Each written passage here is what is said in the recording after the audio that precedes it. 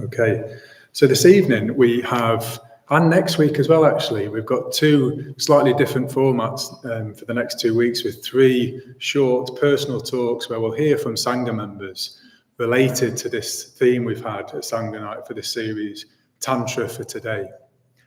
So just a little bit of a recap before we introduce the speakers, a very brief recap. So we've been looking at Vajrayana, the way of the diamond thunderbolt, also known as Tantric Buddhism. And it's a form of Buddhism that we're seeking to return back to the radical spirit of the original teaching of the Buddha. At a time when maybe Buddhism had got too self-centered and got lost a bit in abstraction and philosophy.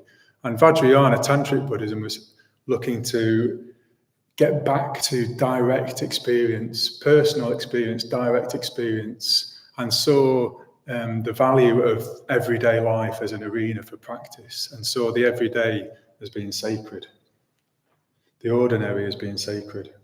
And we've been looking at different emphases of Tantric Buddhism and how we can translate that into a form that's useful for us today in our lives, in our situation. Because we've seen we can't really practice Tantric Buddhism in the way it was practiced centuries ago, but we can take the principles and apply them to our own life. So one of the things we've been looking at is, it's direct personal experience, everyday life. And the Tantric Buddhism encourages us to harness powerful emotions that we might be inclined to turn away from. Our strongest emotions with loads of energy, because the Tantra encourages us to use all of our energy, to harness all of our energy. We've seen that Tantra uses magic. We've heard about the Tantric rites, and we're going to have another talk about that in a couple of weeks' time. So we started to explore the Tantric rites, what they might mean, how we apply that in our life. And the Tantra uses powerful images and symbols and myth to evoke these strong emotions that I was talking about. So images to do with sex, to do with death. So there's lots of bones and skulls in Tantric Buddhism. And one of the symbols we focused particularly on was the cremation ground. So in Tantric Buddhism, yogis would go to cremation grounds in India on the outskirts of the village and meditate, maybe meditating on bones, but surrounded by bones and by death and by fear and strong emotion that might evoke. So we're not going to do that probably, but we see that the Sangha has said, well, the cremation ground is a symbol. It's a symbol for in day-to-day life. It's a symbol for those situations which are called crucial situations, which are to do with death and rebirth. It's a symbol for death and rebirth, for transformation. Those crucial situations you can find yourself in life sometimes, where there's fear involved. Something's got to give, something's got to change. An old version of yourself has to die for a change and transformation to take place. And they can be places of fear as well at these crucial situations.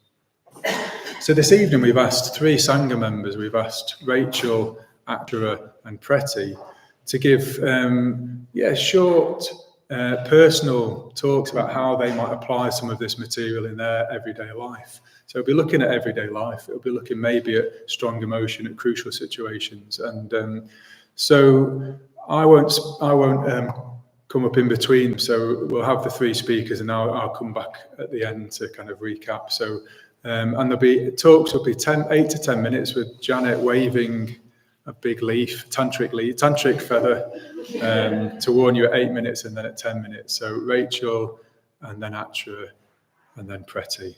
And I'm really looking forward to hearing what they've got to say.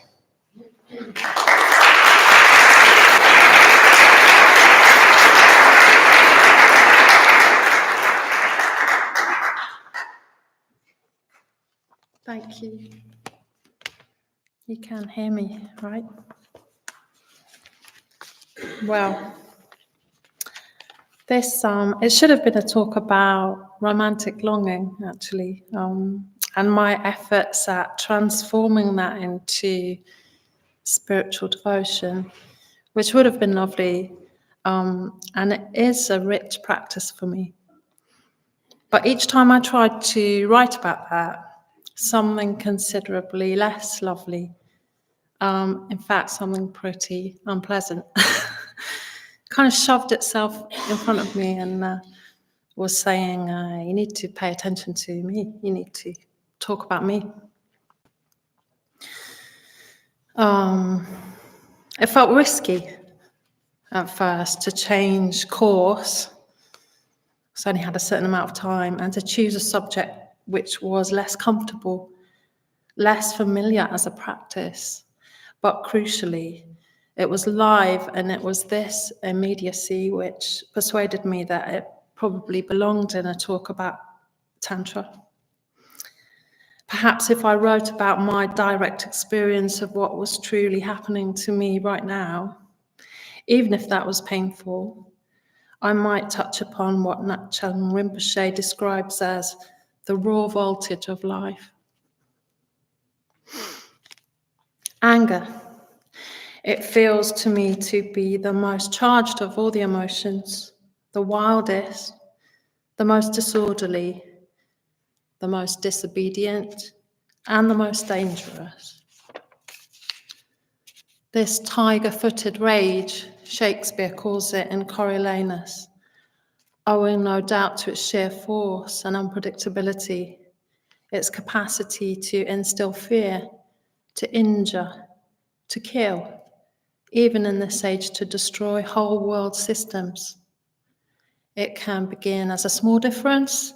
It can, in fact, begin over nothing. But then it can quickly gain a terrifying momentum. To quote Shakespeare again, this time Othello, my bloody thoughts with violent pace shall ne'er look back. Now, I'm not saying I'm about to strangle anyone. Not tonight. But there I am just a few weeks ago, sitting in Sainsbury's car park in my work clothes, and I'm feeling pretty messy inside. I'm on the phone to my spiritual teacher. I'm barely stopping to draw a breath. I'm swearing. I'm describing the torrent of fire which commands the top half of my body, here in my cheeks, my hands, my chest. The hot tirade of words sitting primed in my mouth every time I'm in a certain situation in my life. I can't stand them, I say. I want to kill them. And they don't even know. They aren't even doing anything I haven't done myself. Believe me, Rachel, she says, in the kindest and most humorous voice, then illustrating just how senseless and how random anger can be. It's possible to want to kill someone for the way they eat their peas.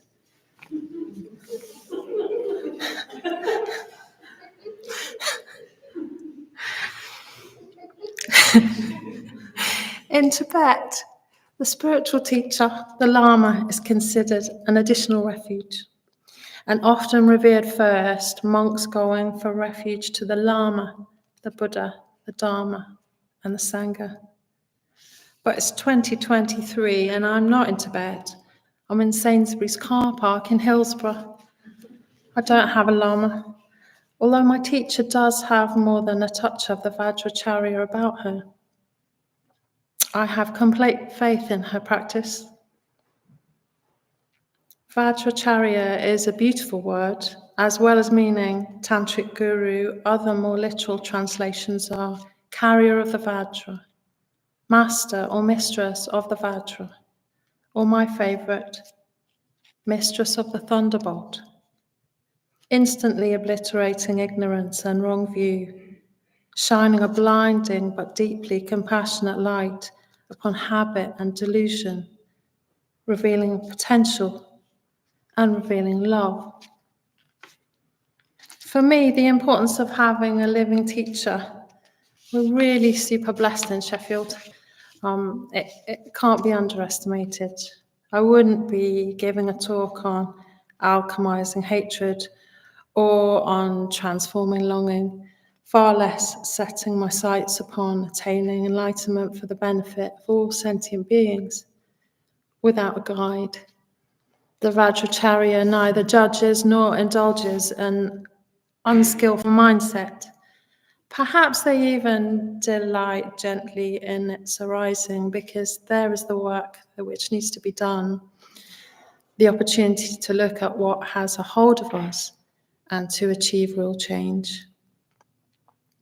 Back on the phone, my own teacher is definitely a little delighted and not at all disappointed in me. I'm pretty disappointed in myself. And is saying, Rachel, I believe in you. This is your crucible. The Sangha is just karma vipaka, and it's none of your business. Now, I don't really know what she means by this when she says it. Tantric teachings are often cryptic and indirect. I know what karma vipaka is. It's the blossoming of karma, the fruits of my actions, of angry habits gone before, I think. Neutral in itself, if I can simply watch my feeling arise and dissipate without angry speech or action. If I can remain still, remain, as we heard from Bodhinaga a few weeks ago when he quoted the Dhammapada, like a block of wood. But what does she mean? None of my business. She embodies the precept. She certainly isn't telling me that I'm not accountable. So what is she telling me? Whose business is it then? This situation which is making me uber mad. The idea is a radical one to me. All my life I've been chained to a fairly hot temper, born out of a need to arm myself. I'm right to be angry, aren't I? Anger is a part of me. It is mine. So her words come down the line almost like a foreign language. All at once, an image of myself walking through a huge city crowd rises up in my mind. I'm carrying very many heavy bags. I put them down and leave them on the ground. People move around me. I step out of my clothes. I'm naked and made of light. After the call ends, I drive home. I'm not sure why, but I feel much better. I feel considerably more in control.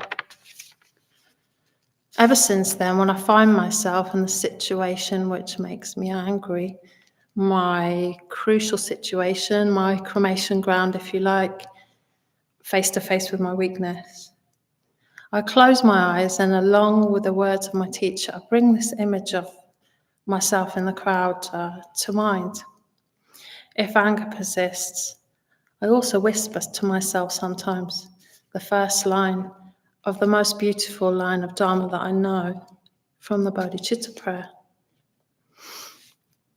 Within a short time, this routine has become automatic. It feels like it's changing something, so I practice it again and again. This short talk is really just a window into the beginnings of our practice, a recognition of the real possibility of the transformation of anger in my lifetime, a commitment to that transformation, a deepening of Shraddha, of faith. Wherever there is anger, there can be no enlightenment. And I only need to glance at my phone for a second to know that wherever there is anger, there can certainly be no peace. When I sit there in the company of my enemy, or when I'm in any other situation where annoyance and anger begin to arise, I tell myself that my only business in this moment is to practice the Dharma, to surrender myself to love, to lay down my assumptions, my condemnations, my smart replies, my need to be right, my old grievances, my old wounds, my overreactions, my desire for power, my need for defense. When I close my eyes and imagine myself in that crowd abandoning my luggage, I see more and more that it's my ego that I am at least momentarily putting down. When I'm discarding my clothes, I'm just for those few crucial seconds stepping out of my armour, my identity, and opening my heart to something else. And I'll just end with that first line of the Bodhicitta prayer, which is just so beautiful. O sublime and precious Bodhicitta, not yet arisen, arise. Thank you very much.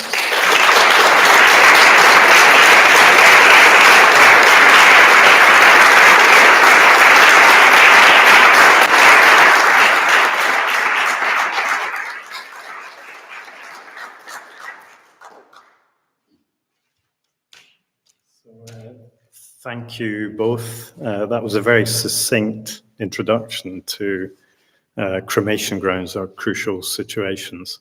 So I'm going to share 3 crucial situations in my life where I've been absolutely cornered and didn't know what the next move would be.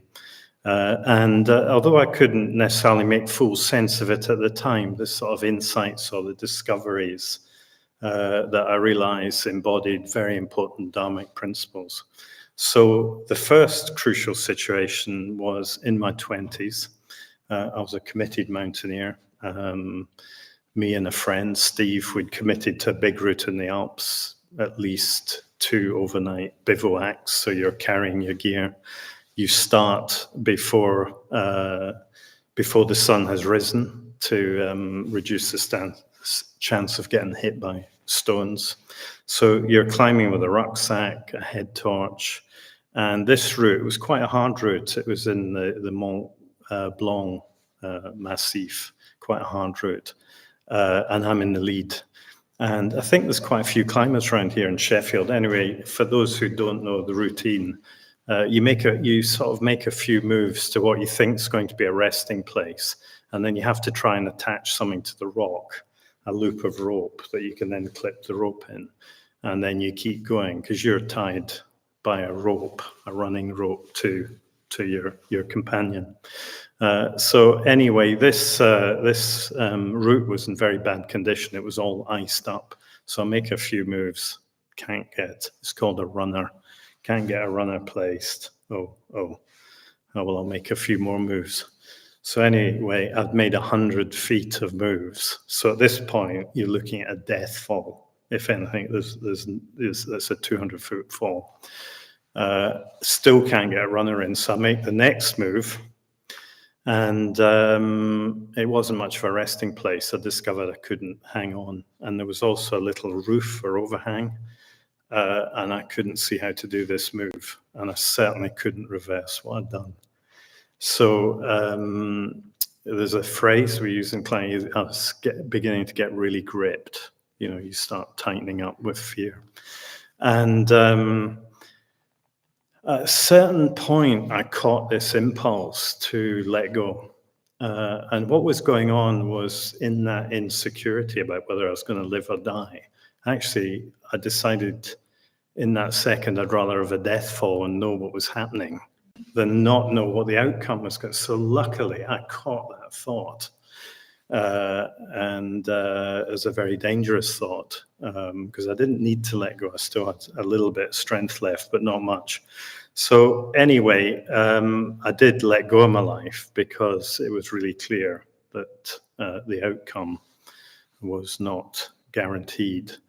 And something really strange happened. Like my body, it was as if I'd been lifted. My body became a lot lighter. Everything became brighter.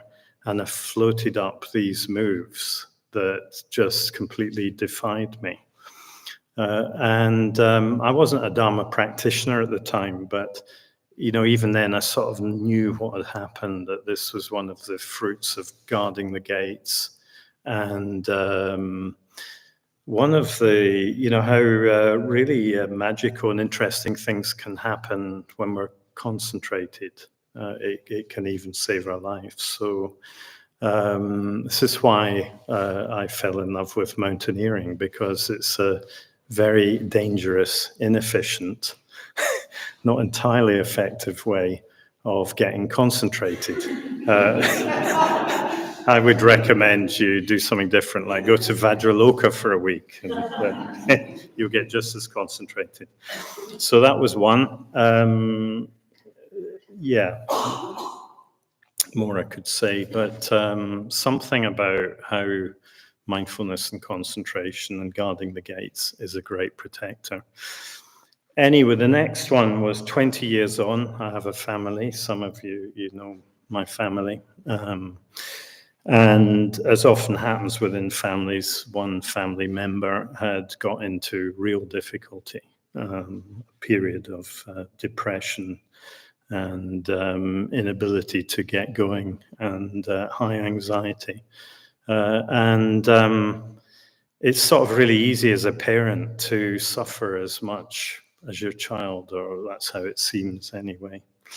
So this was a really crucial situation, not only for a member of my family that was having such a difficult time, but for me too, because although it's shameful for me to admit this, sometimes I want people to make progress so as they feel better, so as I can feel better. That can lead to a degree of impatience and irritation, and it makes it 3 times more painful. So my family, my dear family member is in trouble, and so am I. Anyway, what I did was I said, I think the most helpful thing I can do in these circumstances is to really take an interest in the degree that I'm depressed, that I'm anxious, and that I fail to get going. And if it's so easy to get your act together, which I wish others would do at times, if it's so easy to get your act together, well, you get your act together. So you work out to what extent these mental events are present for you, and you work out how you improve that, how you make progress. Well, what I discovered was there's more anxiety, there was more low mood, and there was more procrastination in my life than I'd acknowledged, and it's not that easy. It's not that easy to just purify one's response. Now, it's easy to misunderstand what I've just said. I shared this with someone else who was on the receiving end of misbehavior from a relative, and this was causing them a whole load of anguish and anger and hurt. And I shared this approach with them. I said, well, you could look at the extent that you're improper and speak harshly, and if you think about the behaviors that you're finding so difficult, you could look at to what extent do they exist in your life, and you could work on them. He misunderstood that as you're just as bad, and a transference of blame. So what I've just said is a method truth, not a philosophical truth. So method truth is something different in the Dharma. Is it true that it works, that it's helpful? Not getting into a metaphysical investigation as to, well, who's really the most depressed or who speaks most harshly. So this is such a simple principle. It's to invest less energy in worrying about other people's conduct and more energy in our own conduct. So that was the second one. And it worked. 2 minutes left. Right, see if I can squeeze this third one in. So the third one was another family drama where I was really suffering to quite a significant extent for a variety of reasons. And I remember, in fact, it happened just out there, a few yards from here. You know, when things are really, really difficult, there's a physical pain, and you almost, well, for me at least, it was difficult even putting one foot in front of the other. Anyway, I did, because I had a Dharma class to run. You know, and I can remember walking down here in a complete state, having to lead an introductory day. an introductory day for people who are taking an interest in the Dharma. And I've reasons to believe that the days I led during that period was some of the best days I ever led. And at the end of those days, the pain would have gone. So the Dharma principle here was it's very important to have something in your life that's more important than your own feelings. And what better than the Dharma? But it doesn't have to be the Dharma. We can make a start by having something in our lives that's more important than our feelings. Because it is amazing what you can do. It is amazing what you can do if we actually put the technical languages, we put more energy into volition than Vedana. We're putting more energy into clear, positive karma producing activity rather than obsessing, easy to obsess with our feelings. So, and it's worth paying a lot of attention to our feelings, but rather than becoming embroiled in our feelings. So I've squeezed in, I've got 10 more seconds. Eight seconds. All right. There's a little thread runs through those three. I don't know if you spot it. It's commitment. If we're not committed, none of this is possible. I was committed to a big group, I was committed to the family, committed to the Dharma.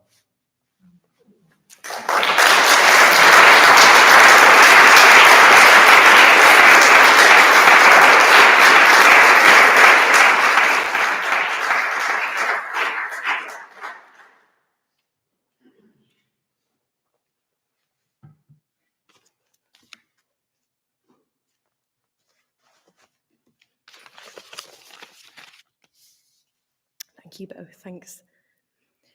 So the practice I'm going to explore is that of being willing to fail. A tantric practice because it very much feels like entering a cremation ground, and I believe it leads to spiritual growth. So I've recently reflected on the idea of failure and realized, yes, in general, I am not willing to fail. I'm very resistant to things that I perceive as a sort of waste of energy or a waste of time. And I think what's underneath those views is a basic unwillingness to fail.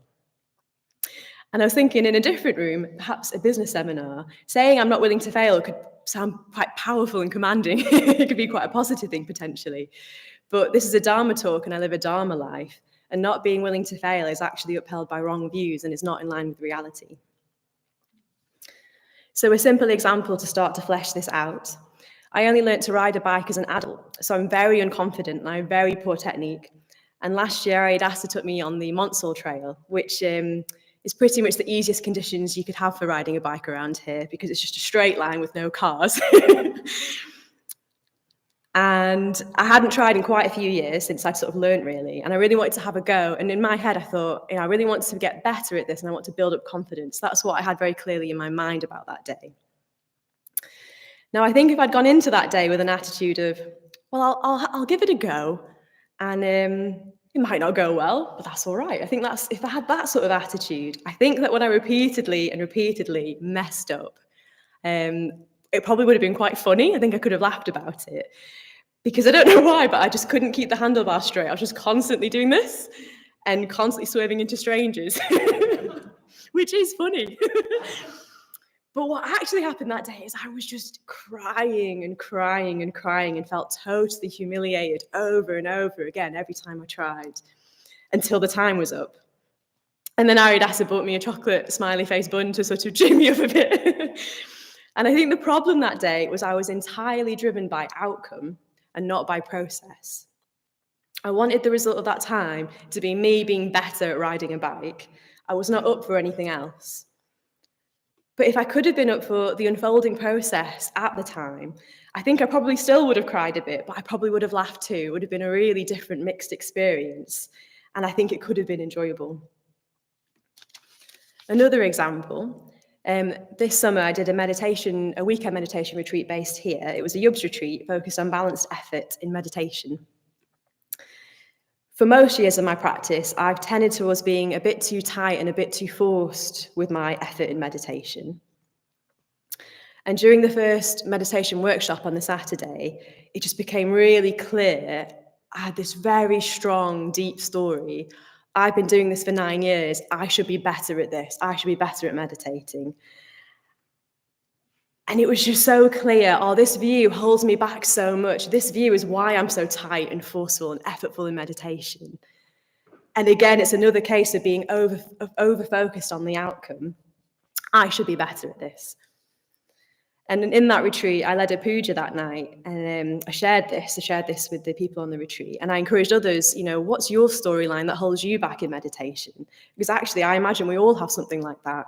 And part of the ritual we did was all together, we gave it up to the Buddha. And it made a massive difference to me. And the next day, in the next meditation workshop, I could just tell the quality of my attention and my receptivity was totally different. And I could actually relax. And in the little taste of meditation we did together, I started to relax into broad awareness, which has been a revelation. That's why it made a huge difference to practice. So what I'm trying to explain here is, in my experience, I started to shift from being caught up on the outcome of the meditation into relaxing into curiosity and playfulness and what actually is unfolding during the meditation. It's just like a different quality of attention. And the area in my life that's most brought this thread out, the thread of being over-focused on the outcome, has been to do with ordination training. Because of the brief of this talk, what I've been reflecting on for the past few weeks is the areas of my life where I have challenging emotions and difficulties. And for the past 7 years, I've been training for ordination. And I found it a very growthful time, but a very challenging time as well. And I find it a regular visit to the cremation ground. I've had various moments of humiliation along the way. And it's just a slight tangent for a moment, because I think it's really important to talk about humiliation in the spiritual life. There's this amazing chapter in this book by Sangha, actually called Wisdom Beyond Words, which is focused on humiliation. The chapter's called Cut Down to Size. So I'm just going to read a short bit from it.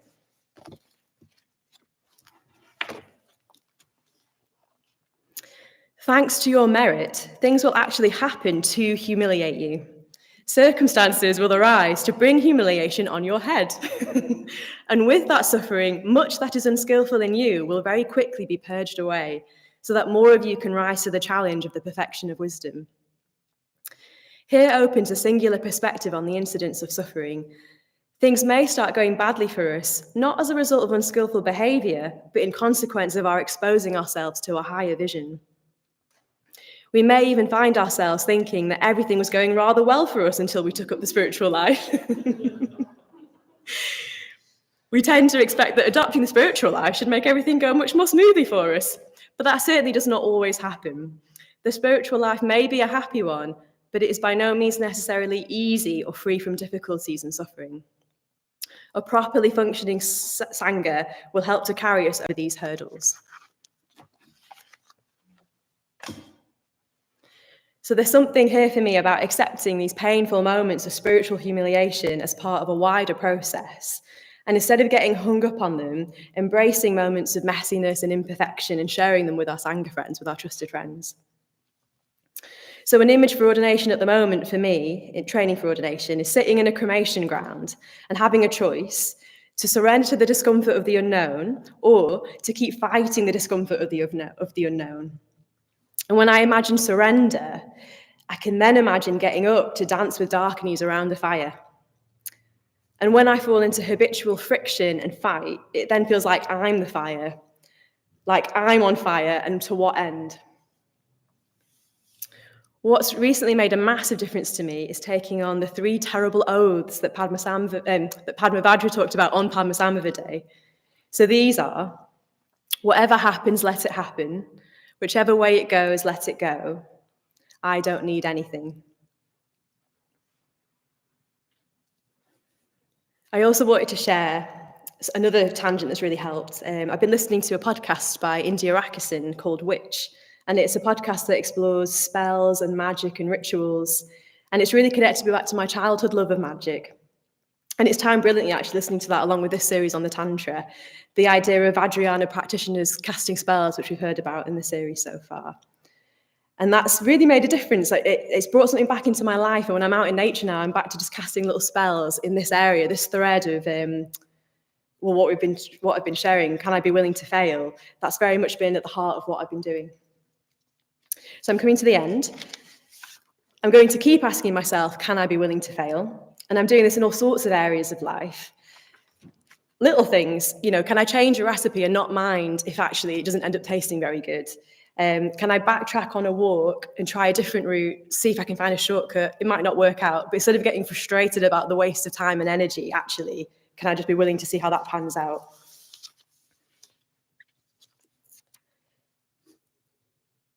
There's this thing that reality, it's a flow, unfolding processes, it's not a fixed outcome. So being willing to fail, it feels much more true to reality. And actually, if we sort of go a bit bigger in perspective and think about absolute truth, there is no failure. Reality is a never-ending stream of unfolding conditionality. Reality is process. So there is no such thing as failing within that. You can't fail within a process. But the way I think and act is rarely in line with absolute truth. So for now, I'm going to keep on with this thread that I've shared of relative truth. Can I be willing to fail? Thanks.